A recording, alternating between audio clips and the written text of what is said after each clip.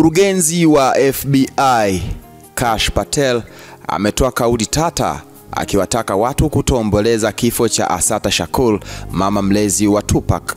Assata Shakur, ambaye pia alijulikana kama Joan Chesmald, alifariki Alhamisi ya Septemba 25 mwaka 2025 akiwa na miaka 78 mjini Havana nchini Cuba. Kifo chake kinasemekana kuwa ni kutokana na matatizo ya kiafya pamoja na kuwa na umri mkubwa. Patel alimtaja Assata kama gaidi, akiwakumbusha watu hukumu yake kwa kifo cha afisa wa polisi wa jimbo la New Jersey. Huyu afisa alikuwa akiitwa Wena Foster.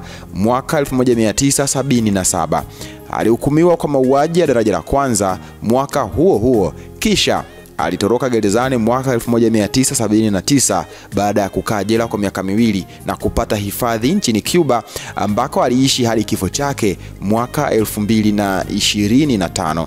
Patel alinukuliwa akisema, "Kumuomboleza ni kumsaliti afisa na damu ya kila polisi aliyetoa maisha yake kwa huduma."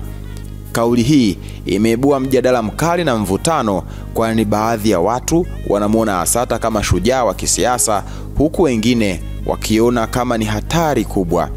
Tukio hilo linaonyesha historia changamano ya uhusiano kati ya polisi, haki za kiraia na harakati za kisiasa nchini Marekani.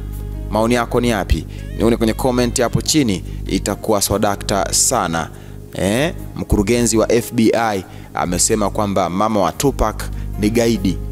Tufuatilie kupitia YouTube ya VOT Media.